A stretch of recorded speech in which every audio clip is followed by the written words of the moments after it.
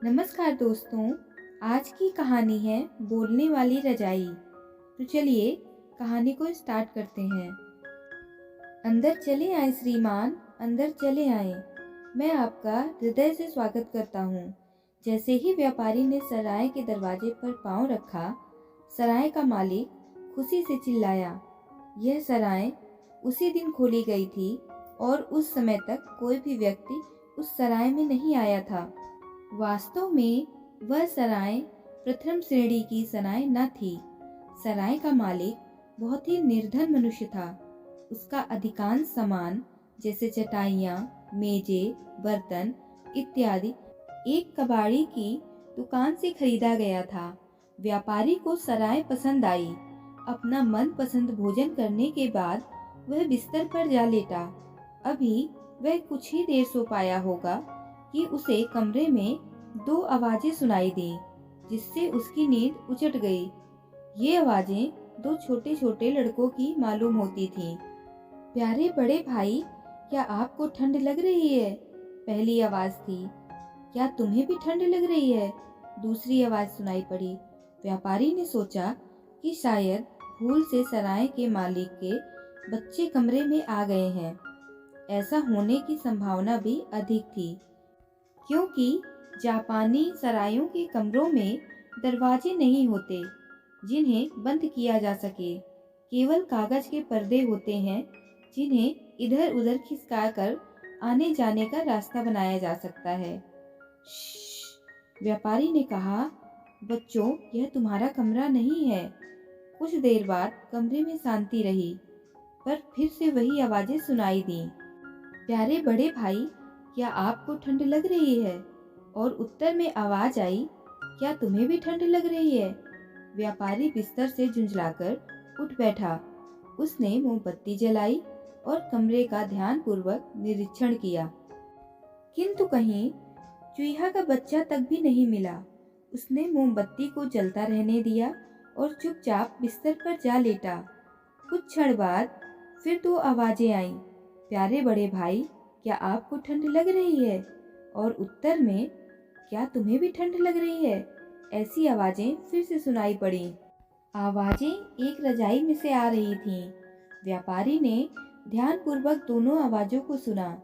जब उसे विश्वास हो गया कि आवाजें रजाई में से ही आ रही हैं, तो उसने जल्दी जल्दी अपना सारा सामान बटोरा और एक गठरी बनाई। गठरी को लेकर वह सीधे नीचे उतरा और सराय के मालिक से सारा हाल कह सुनाया। जनाब, गुस्से में भरकर सराय का मालिक चीख लगाता है कि आपने खाने के समय बहुत तेज शराब पी ली है, इसीलिए आपको बुरे स्वप्न दिखाई दिए हैं। कहीं रजाइयां भी बोलती हैं? व्यापारी ने उत्तर दिया, आपकी रजाइयों में से एक रजाई बोलती है। आप मुझसे असभ्यता पूर्वक बोले, इसलिए अब मैं इस सराय में एक घड़ी भी नहीं ठहरूंगा। यह कहकर व्यापारी अपनी जेब से कुछ नोट निकाले और उन्हें सराय के मालिक की ओर फेंक कर कहा, यह रहा आपका किराया, मैं जा रहा हूँ। और वह चला गया। अगले दिन कोई दूसरा व्यक्ति सराय में आया।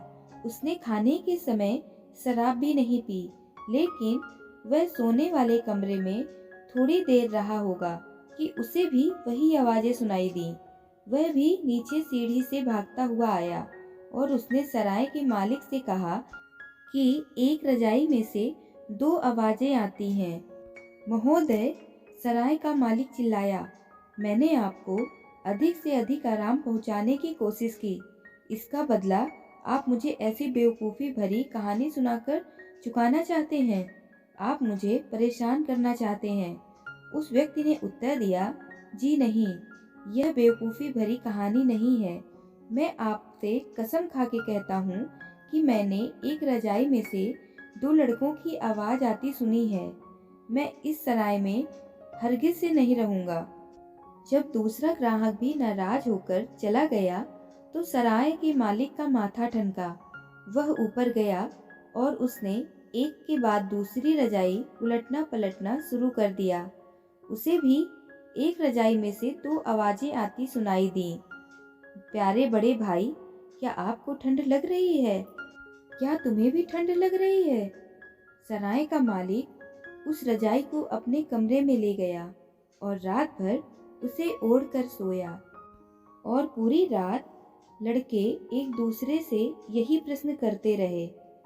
अगले दिन सराय का मालिक उस रजाई को लेकर उस कबाड़ी की दुकान पर गया जहाँ से उसने उसे खरीदा था। उसने कबाड़ी से पूछा, क्या तुम्हें याद है यह रजाई तुमने मुझे बेची थी? क्यों, क्या बात है? तुमने रजाई कहाँ से खरीदी थी? इसके उत्तर में कबाड़ी ने पास की एक दुकान की ओर संकेत किया और बताया कि वह रजाई उस दुकान से खरीदी गई थी। सराय का मालिक उस पास वाली दुकान पर गया, किंतु उसे पता चला कि उसके मालिक ने भी किसी अन्य दुकान से खरीदा था। इस तरह वह कई दुकानों की धूल फांकता अंत में एक छोटे से मकान मालिक के पास पहुंचा। उस मकान के मालिक ने यह रजाई अपने एक किराएदार से वसूल करके बेची थी। इस किराएदार के परिवार में केवल 4 सदस्य थे, एक गरीब माँ, बाप और उनके 2 छोटे छोटे बच्चे। पिता की आय बहुत कम थी। एक बार जाड़े के मौसम में ठंड खाकर पिता बीमार पड़ गया। 1 सप्ताह तक भयंकर पीड़ा सहने के बाद वह चल बसा और उसके शरीर को दफना दिया गया। बच्चों की माँ इस आघात को सहन न कर सकी और उसकी भी मृत्यु हो गई। अब दोनों भाई घर में बिल्कुल अकेले रह गए थे। बड़े की उम्र 8 साल की थी और छोटे की 6 साल। दोनों भाइयों का कोई मित्र न था जो उनकी इस विपत्ति में सहायता करता। उन्होंने भोजन सामग्री जुटाने के लिए एक के बाद एक वस्तु बेचना आरंभ कर दिया। अंत में उनके पास केवल एक रजाई रह गई। बर्फ बहुत तेज गिरने लगी थी। दोनों भाई एक दूसरे से सटकर रजाई ओढ़कर लेट गए। छोटे भाई ने बड़े भाई से पूछा, प्यारे बड़े भाई, क्या आपको ठंड लग रही है? बड़े ने उत्तर दिया, क्यों, तुम्हें भी ठंड लग रही है? ये आवाजें रजाई में भरी रुई में होकर गुजरी और जादू से उसमें गूंजने लगी। तभी मकान मालिक अपने मकान का किराया लेने आ पहुंचा। कुछ देर तो वह त्योरी चढ़ाए मकान में टहलता रहा। फिर लड़कों को जगाकर कहा, मकान का किराया लाओ। बड़े लड़के ने उत्तर दिया, महोदय, हमारे पास इस रजाई के अतिरिक्त कुछ भी नहीं है। मकान मालिक गुस्से में चिल्लाया, मैं कुछ नहीं जानता, या तो मकान खाली कर दो या मकान का किराया लाओ। अभी मैं इस रजाई को किराए के रूप में रखे लेता हूँ। दोनों भाई यह सुनकर थर-थर कांपने लगे।